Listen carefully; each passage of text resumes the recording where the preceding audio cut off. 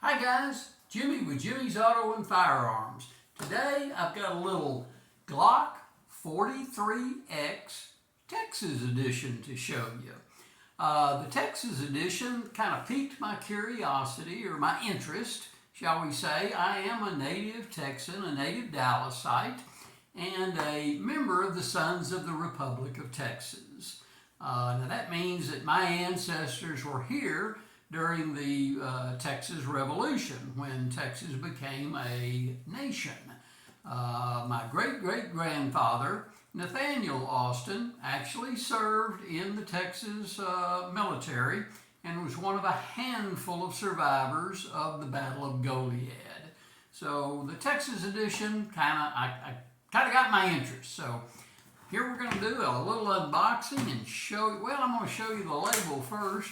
The label is Glock 43X and shows a little extra label that's showing it that it is a Texas edition. So let's take a look and see what we get in the box.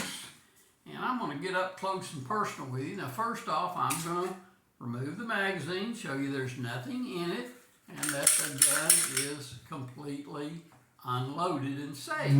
So here it is, a little close.